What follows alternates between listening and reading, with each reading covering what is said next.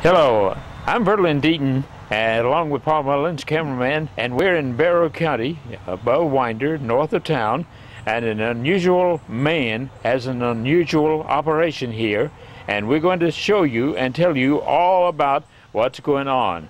And this man is a man that has evidently, you've got to be really mechanical minded in order to do and show us everything that you have today. Emery? Thank you for coming out to see me today, and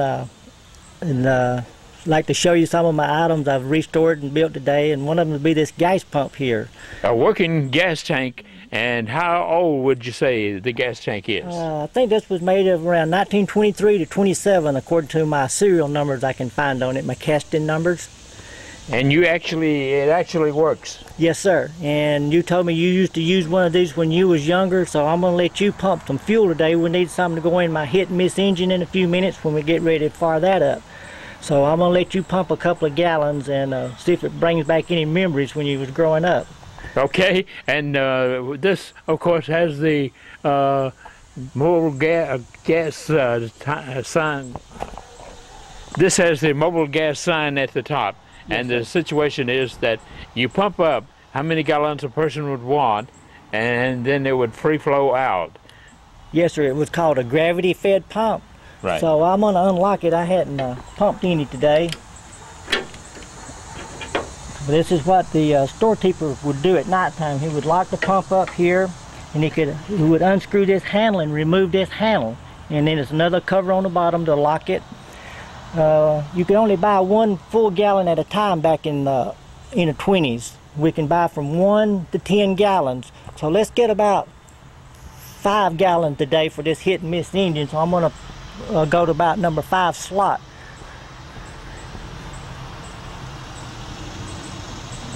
Okay, and you notice this shaft going up. That's going to be where we couldn't cheat nobody back in the old days, or the gas attendant couldn't cheat anybody when they was putting the fuel in their automobile. Well, what are you talking about? You cannot cheat anybody. Well, when we start filling up, I'm going to show you where the fuel's going to go. So I'm going to let you hand pump. If you remember how, just go left and right, yeah? All right, it's going to take a few pumps, and you can go fast as you want to. It's going to take a few pumps. You feel it's picking, getting priming now.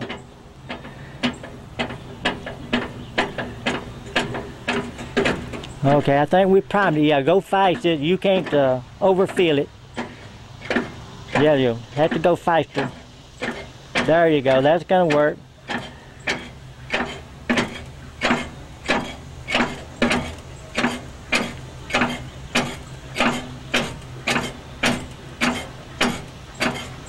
I may come back down to 2 gallons. That'll be enough today for this engine.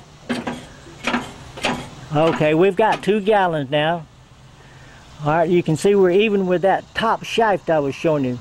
It's overflowing now. We couldn't, it won't pump no more. We can't get 2.5 or we can't get 3 because it's going to dump it back in the reserve tank. So you cannot overfill. Right. We can only get 2 gallons, and we can't get 2 gallons and 1/10 or. Right. And. So it's measured automatically? Yes, sir. There was some people that come out that would adjust it for the store owners and for the public, where it would be the correct reading. The correct reading, and it automatically drains down if you go over. Yeah. That is amazing. Yes, sir. And where'd you happen to run up on something like this? Well, I had a friend that knew that restored tractors and liked to mess with antique stuff. And he called me one day and told me about having it. And I first told him no, I wasn't too interested. And so I waited a couple of weeks, and then got to think about that. Sure would look good in my shop with some of my old trucks and my hit and miss engine. And then I did a little research, and it's not many of them out there that work. And so I was interested in getting one working. And so I called him back, and he said, yes, he still had it. He didn't want nobody else to have it. He was saving it for me. Good. So I went to look at it and had to bring that thing home. It got interested. Yes. Well, I'm going to take the microphone and let you drain the gasoline down to go in your hit and miss engine. I'm going to go get a jug to put some in. I'll be back in a minute. So I'm going to put maybe about 2 gallons, 1 or 2 gallons in this jug, just enough to crank the engine this morning. All right, so you're about to put the pump You got it cut spout off? in. All right, come on. There it goes. He's putting it in his tank. So nobody can be cheated by using a pump like this, because it cannot go over. And the only thing up, Emery, you have something here that's unusual. A lot of people have never seen a pump like this, a gasoline pump like this. They used to, when people would put their vehicle up to the pump, they'd have to get up, have the store owner or service station owner to come up, and if they said, I want 4 gallons, he'd have to pump it until 4 gallons, and then it would free flow out as you did right there. Yes, sir, that's correct. And I got a friend that his grandmother run a grocery store and had a gasoline pump, and it was across the street. And she would take this handle off every time she put some in the automobile or truck, and somebody wanted some fuel, they'd park across the street where the pump was. She would walk across the street with a handle and put the handle on and pump it and bring the handle back to the store to keep anybody from getting it if she was busy and didn't see them. Oh, really? Uh-huh. So a safety measure. Yes, sir. All right. So it's what pump you have here. Let's go farther and let us look at some other things that you have here at your home, just north of Winder, Emery. Okay. Well, let's see. While we're speaking there, there's a lot of different pumps out there, but this one is called a Fry. This is a Fry 10-gallon pump, and that would be because that would hold 10 gallon in this glass. There was some with 5 gallon and 10 gallon. Okay. Any other features? That's about all I know about them. I've Okay. never had too many of them before. All right. What's next? Well, let's go. I'm going to put this fuel in the hit and miss engine, and we'll see about getting it ready to crank in just a minute. Do some oiling and priming and see if this thing will fire up. Okay, we've got the fuel in the engine, so I'm going to climb on board and do some oiling and see if we can fire this thing up. Okay, I'm going to be talking to you as you do that. Okay. So the gasoline that you put in there, did you put the gasoline in some type of tank? Yes, sir. I have a reserve tank that I built for my pump that would hold maybe about 10 gallons. Okay, I'm talking about When you put yes, it sir, in yes, sir. The fuel tank is built under this engine. You can't see it, but you see the plumbing where it goes up under my engine is where the fuel tank is for this. And what are you about to fire up here? This is a 12 horsepower 1906 International Harvest Company engine. It was found in Warren County, small town called Camac. It was running a cotton gin. Well, we believe it was bought new and was still there about 2 years ago when I brought it home. So you actually found this in the woods of a farm that you bought? Yes, sir. It was an old farm place, and when I was buying it, I heard it used to be a cotton gin around, and then after we closed, I was able to find it about 3 days later. I thought it was going to be gone, but I found where it was grown up between trees, and so we took a rollback truck and a small bobcat. We had to take the bobcat and cut roads through the woods and cut the trees, and then we drug it up on the truck with a winch on a rollback truck and brought it home. And maybe we can add these pictures to the movie, some before and after pictures here. This is going to be the radiator today that's going to keep this engine cool. The radiator, I'm going to add some water and antifreeze to it today. What a big tank you have there. Well, thank you, but this is the radiator like we have on our cars today, or try to keep this engine cool. It's made a lot different, but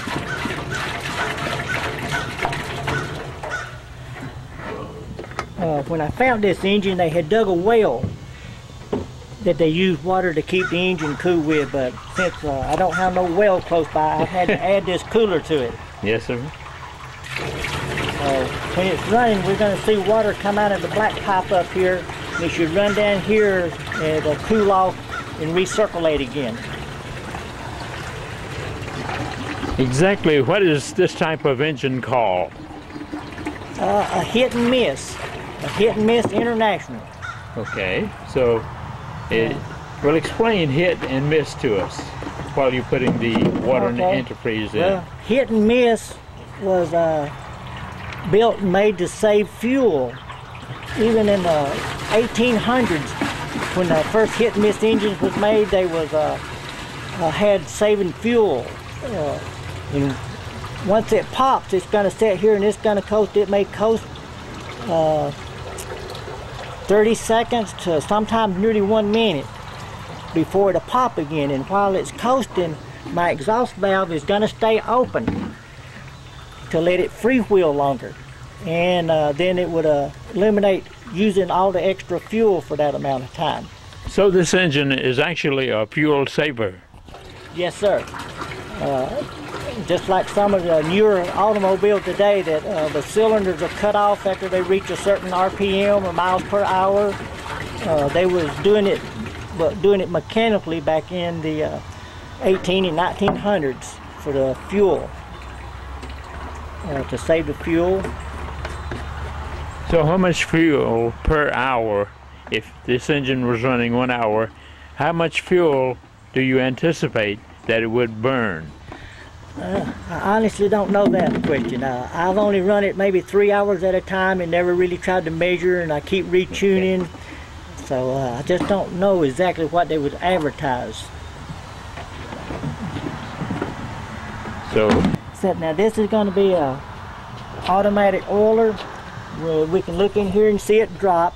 And it's going to take about 8 to 10 drops per minute to save my cylinder and piston rings to keep it from scarring up. So I'm going to get my oil can and oil cup while this here is dropping and putting some oil on my piston and do some manual lubrication. What an oil can you have? Well, you have a smaller one. Yes, sir. You have a bigger one there.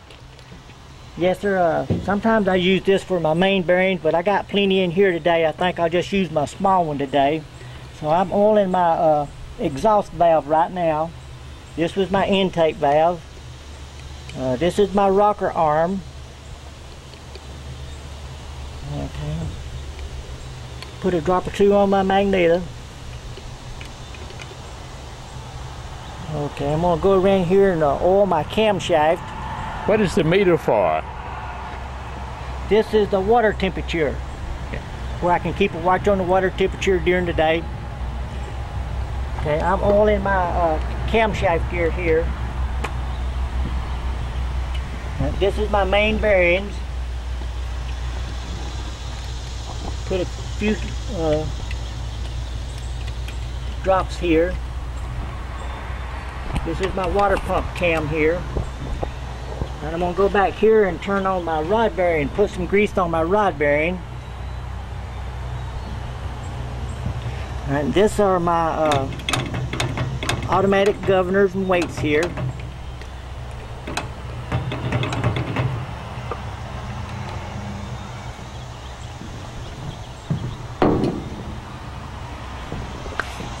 Okay, this right here is going to be, I'm going to take about half my compression off. I can't turn this thing with all the compression on it. So here's a mechanical release that's going to let me take some compression off of it. And this is my fuel pump. All right, I'm going to have to prime my carburetor manually by hand here to get some fuel to my carburetor, which is here. I'm going to remove this cover while I'm pumping. All right, I see fuel coming up, and it's got an overflow pipe, so I can't flood it right here.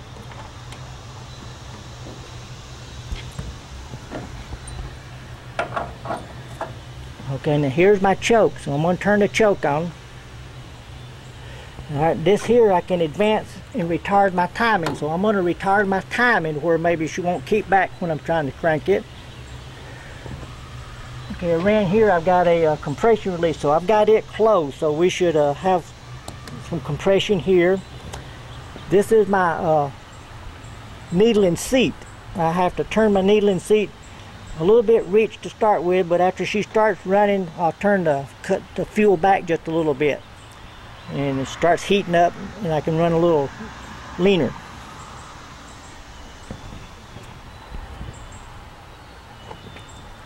Okay. Kind of check everything. There's so many things. Sometimes I'll skip something if I don't go back and check myself. So I believe I'm ready and safe to turn it now and see what she'll do.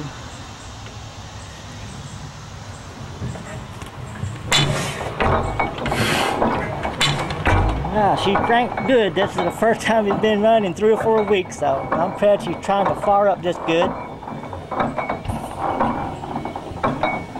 And we'll let it pop 2 or 3 times before I start coming back with my advancing my timing. And I'm still running on about half compression.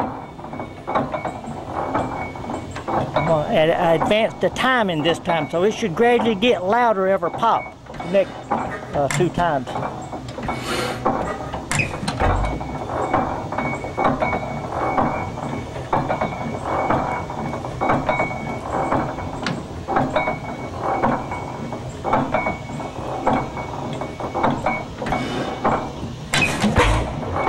Okay, I put the compression back that time, so maybe she'll run.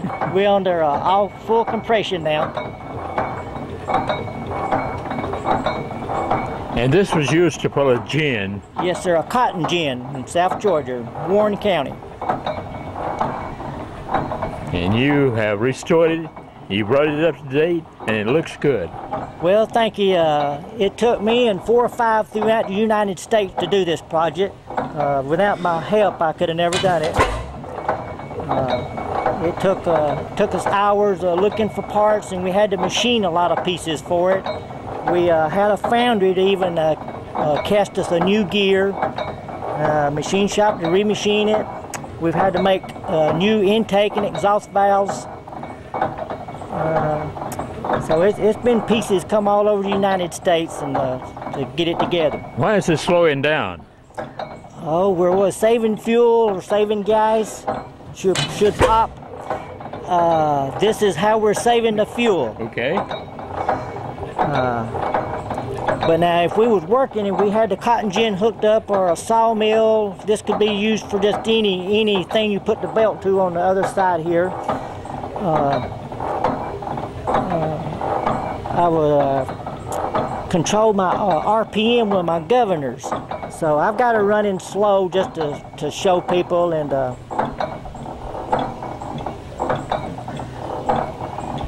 and we were talking before we started recording that the thing weighs 2 tons.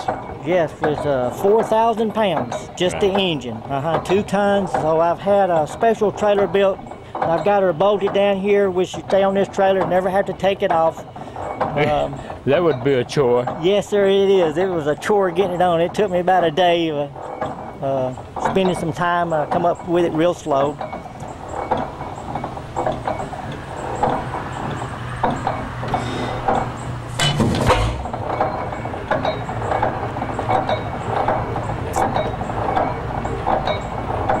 That's a big cylinder. Yes, sir. I think it was 7 inches, 750 thousandths, and it's got a 1-foot stroke, and we figured it up. It's got over 540 cubic inch for 12 horsepower. Really? Yes, sir. So it slows down, and then it hops, and it goes back to work again. Yes, sir. It's kind of telling the engine we can't turn no more. If we need the power, we need the pop to keep on going, and so that's how it's doing it. It's doing it all mechanical. You can see my exhaust valve is staying open right now, and right before she fire, you'll see this here move, making compression on the last stroke for it to pop.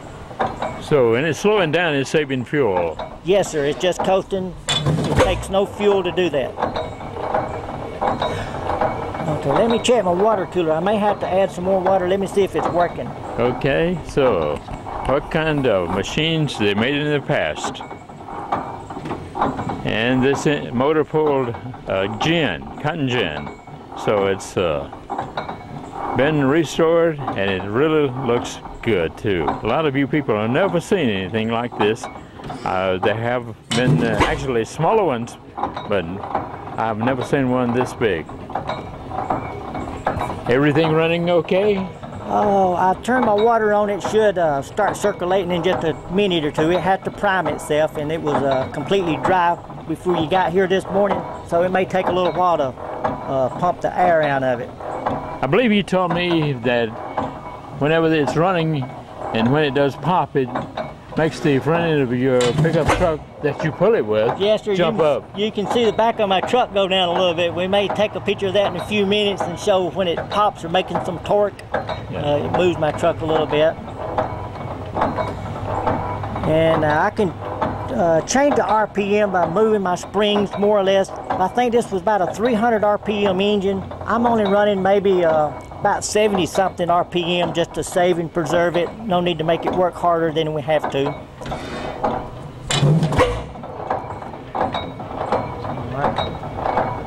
Turning my fuel down just a little bit as she starts to heat up.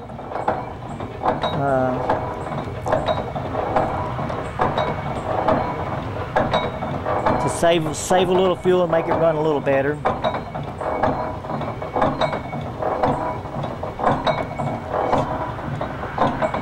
So there's a lot of weight slinging round and around by those big, huge wheels turning. Yes, sir. There was no safety. OSHA wasn't too involved back in these days for any safety, so we have to be very careful. And I shouldn't even get off the trailer and never leave it running. If something mechanical was to go wrong, not work, function right, it would just keep popping until she over-ribbed and slung something apart, and could be dangerous. If something broke or wheel come off, it could hurt somebody.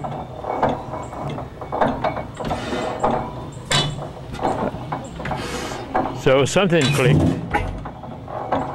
I turned my fuel down too much. I had to open it up a little bit more.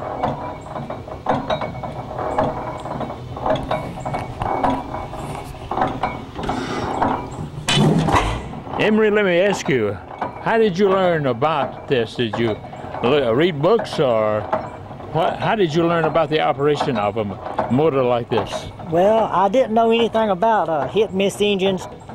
So the first thing I did after I found it, discovered what I had, I went to a tractor show and hit-miss engine show. And I run into a man named Mr.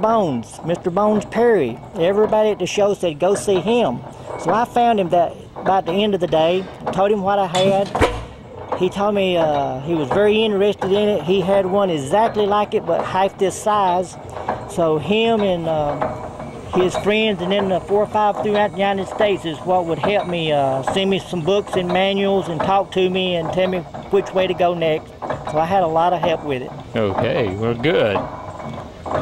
So it slows down, then of course when it gets down to a certain point, it pops and starts all over again. Yes, sir. You'll think she ain't gonna turn no more, but then that's when it's time to fire to keep her running. Amazing. Hit and miss engine. It would really make a loud noise if you did not have a muffler on the motor. It is a little louder. Not maybe as loud as you would think it is, but I have put a straight pipe on it just to listen to it, but it is some louder without no muffler. Okay.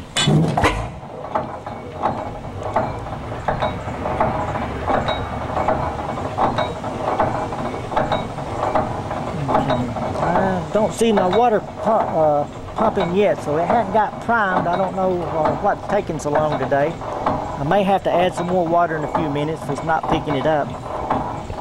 So that's your radiator on the back. Yes, sir. And you just put a lot of antifreeze and water in it. Yes, sir.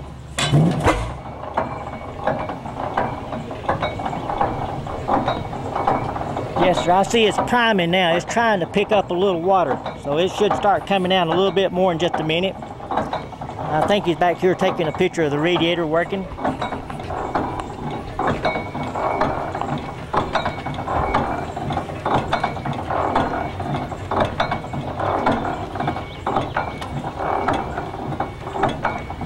There's a lot of operation to a cotton gin. I mean, a lot of different, seed separator from the cotton, from the lint, and everything like that, and then getting back to where they bale the hay. So this type of machine here would actually pull the entire gin. Yes, sir. I don't know a whole lot about a cotton gin. I brought a small one home. That's going to be my next project. If there's anybody out there interested in cotton gins or willing to give me a little help with one, it's a Continental, maybe about a 40 blade. May take a look at it before you leave today. But that's my next project. When will it start making the front end of your truck jump up? Oh, it should do it now. If we next time we look, or the next time she pops, we might see the back of the truck go down just a little bit. All right, it's about ready to pop again because it's slowing down. So we'll watch the back end. Oh, okay. That's a lot of compression. Well, it's just a little bit of torque on the engine when she's getting ready to fire.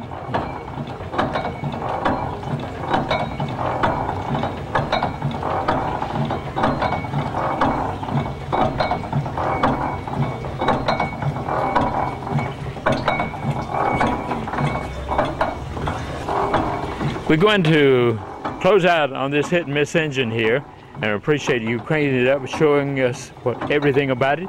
And we're going to move on to some other projects that you have going on here, Emery, and the fact that we certainly appreciate you bringing this out and letting us look at it, seeing it run, what an experience it is to see it run, and the fact that I'm sure you put a lot of hours in on this. Yes, sir, and thank you much for coming out today. I've enjoyed showing it to you. Give me an excuse to fire it up. I love to run it and like to have visitors and talk to them about anything old and antique. So look forward to seeing you at the next tractor show or hit and miss engine show maybe. We're going to look forward to seeing you down in Bostwick, Georgia, the first weekend in November for the annual Cotton Gin Festival down in Bostwick, with this thing going through on the parade. I certainly hope you have plans to do that, and we'll be looking forward to seeing you there. Yes, sir, I do, and it'll be the first time I've ever went down, and be the first time I showed the engine after it's been finished. So I'll be looking for you at Bostwick. Thank you, Emery, and thank you for our visit today. Thank you for coming.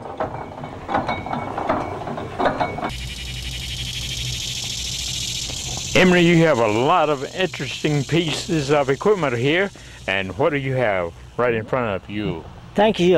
This is a small cotton gin. I think it's about a 40 blades. About 40 blades is how they determine the size of one, and which is a small one. It'd be too small for my hit and miss over here, but it's one I've accumulated, and maybe be my next project. I'd like to get this thing working and in good shape.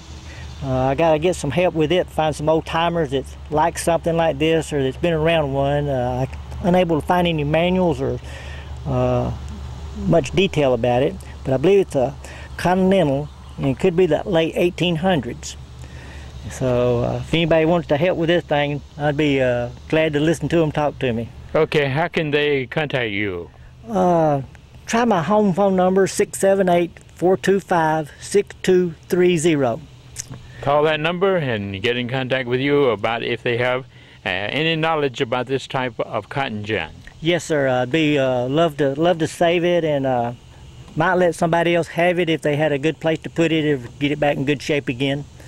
All right, so it's a small cotton gin. Yes, sir. How many bales would a bale have a year? A bale, not a year, but a week. Oh, that's where I don't know. That's where I need some, right. I need some You help. need some more information. Yes, sir. Very good. It looks nice and in good condition. Well, it's just a few pieces. I don't think it would take a lot more work to get her going. Most of it looks like it's here. Okay, bale driven. Yes, sir. Thank you. Emery, you also have a good collection of antique tractors, and what we're looking at right here is a John Deere. Yes, sir. 1948 John Deere M. It's one I restored 3 or 4 years ago, and rebuilt the engine and bored it out, shaved the head, and put a pulling cam in it, and polished and ported the carburetor and intake, and it's pretty powerful for a little M. I took it to a few tractor pulls. I didn't win with it, but I got the power and torque. Okay, so the feature of this particular tractor here, What year model is it? Do you know? Oh, 1948. 1948? Yes, sir. And has it actually been in the field, or do you know? Yes, sir. It was pretty well worn out when I got it. Okay, but you restored it, and it really looks good. And it's a John Deere M? Yes, sir. So, we have a guy that works with Paul and myself for the Cotton Gin Festival, first weekend in November down in Bostwick, Georgia. And he, as Paul already told you about, he, of course, is retired from John Deere, and he knows a lot about them. And he would be thrilled to see this particular kind of tractor since it is green. Yes, sir. These tractor people, some are John Deere people and some are Alice Chandler, but I like them all. And if I can get some trailers, I may bring some of my tractors down for this parade when I bring the hit and miss this year. Okay, that's good. Can you crank this for us? Yes, sir, if you got just a minute. Okay, go right ahead and let us hear it run. Of course, it's going to skip. That's the nature of this year model John Deere. That's why they was called the Johnny Poppers. We think they're skipping, they're really running well, but they have a popping sound.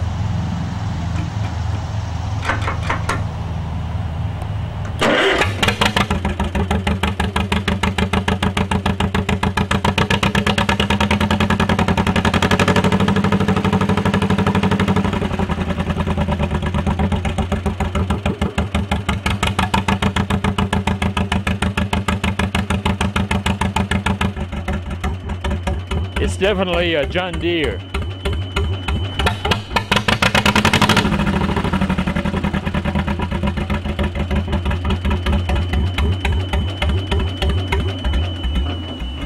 Emery, of course, you have a good selection of antique tractors here. Right now, we're viewing an Alice Chalmers. Tell us about what type of tractor it is in the way of operation and what is the year model. Yes, sir. This is a Alice Chandler 1944 two-fuel engine, WC.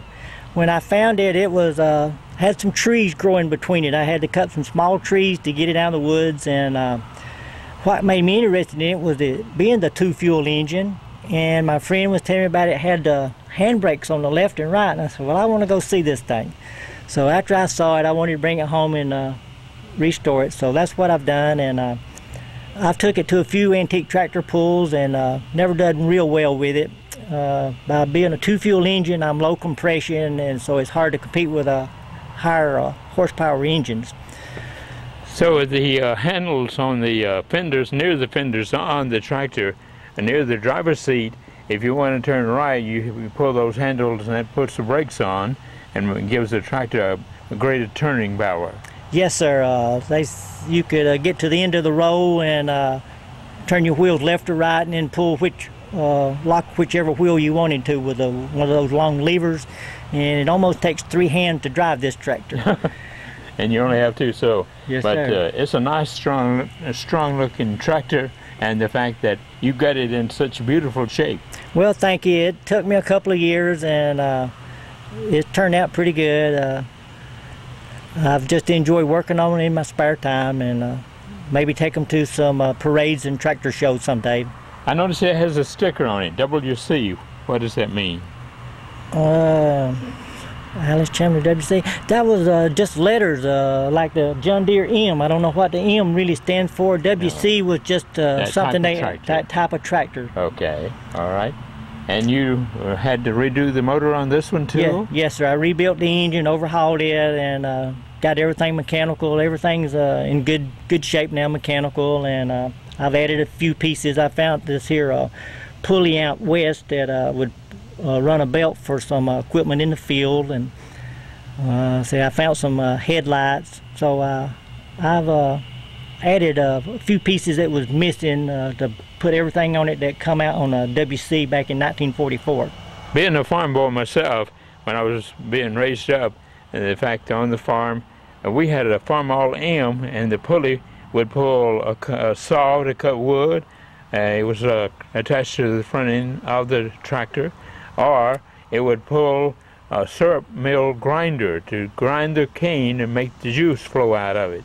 Yes, so sir. This actually, the pulley here is actually used for many things. Yes, sir. There's like you say, there's no limit to what this tractor could do or would do in the field, or it was just whatever you hooked it to, it was able to run it that day wherever you parked it and hooked a leather belt to it. Good looking tractor. Alice Chalmers. Can you explain dual fuel?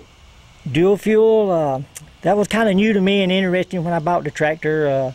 But back in the 40s, the taxes, is what I understand in here, that was so high on the gasoline, and so they come out with a dual fuel, and some people call it distillate, some call it diesel. The old timers tell me to mix maybe 1 gallon of gasoline with about 4 gallons of diesel. So I did that. I have 2 fuel tanks, and I have to fire it up on gasoline, and when the engine heats up and gets hot, I can turn my gasoline off and turn my distillate on, and she'll sit there and run. She makes a little bit of smoke. If the engine's hot, I can turn it off and it'll crank right back up. But at nighttime, the farmer would have to turn the distillate off and make sure he had his gasoline turned on and fill up the carburetor, or it wouldn't crank the next morning. So he had to be careful at night when he put it up to keep from draining all the fuel out the next day to get her to fire up again. You have a cranked style ventilation for the radiator. Yes, sir. I have some louvers in here that has a small crank right here, and this here opens and closes these louvers. And you could close them to heat the engine up quicker if you wanted to run distillate that day, or maybe in the winter time get the engine to warm up a little bit faster, and maybe during the day if it was real cold working. Let's go look at another big tractor that you have. All right, and another one of his tractors that he has restored. And Emery, this is a huge machine here. Well, thank you, and it's about 82 PTO horsepower, I believe. It's a Case David Brown, and I believe David Brown came from England, and Case bought him back to the United States.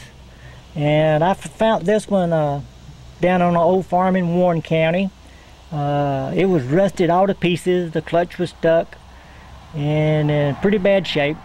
And so I brought it home, got my clutch unstuck, and decided to restore it. And I think I'll take this one back down to the farm and make it work one of these days. Really? Yes, sir. And I've took it to a few antique tractor pulls, and she does pretty good. So I'm looking forward to taking it to a tractor pull this winter, I guess be this winter in Gwinnett County. It's a 1410, and that is the number of this size tractor? Yes, sir. They made some 900. They made a lot of David Brown with different numbers. They even made some tractors a little bigger than the 1410, but they was some a little smaller and larger. This is closer to the larger tractors. Emery, this has got to be a horse of a tractor because of its size, its engine, and everything like that. Well, it is. It was a good working tractor, and I think a lot of people liked them, and it seemed to be pretty powerful. And of course, it's got power steering. It drives and handles real good. So I'm looking forward to getting it down on the farm and doing some work with it, maybe this summer, later on. Well, don't do it before we have the tractor parade in Bostwick, because I want you to enter all your tractors and your hit and miss engine in the parade they have there. Well, I'm going to try to bring a lot of them, and so I'll try to see and be there. A lot of people like it and want me to do that, so maybe I can send some before and after pictures of some of my pieces I've done today. Most of them was in bad shape when I got them, and I've enjoyed restoring them. Give us your phone number one more time. 678-425-6230. That's how you can get in contact with Emery. Emery lives north of Winder, just south of Winder, and the fact that he is really mechanical minded, that's proof of the pudding because of what you have seen in this particular interview with Emery, and the fact that all of the equipment that he has restored. You have a gold mine. Oh, well, thank you. It's not a gold mine. It's just something that's kept me busy and occupied, and find a lot of people that has interest in it. And you're retired from a chewing gum company. Yes, sir. I retired from a Wrigley chewing gum company and worked with them a little over 30 years. Well, you know how to stick things together. Well, I hope so. Okay. Emery, it's our pleasure. And thank you for letting us come up and on your farm here, a bow winder, and give us a good interview that you have done, and the fact that we appreciate you very much. Oh, well, thank you very much for coming, and look forward to seeing everyone at the tractor shows and tractor pulls. All right, thank you again, Emery and Berlin Deaton, along with Paul Mullins. Let me shake you. Okay, okay. Glad to meet you and be here today. Thank you, sir.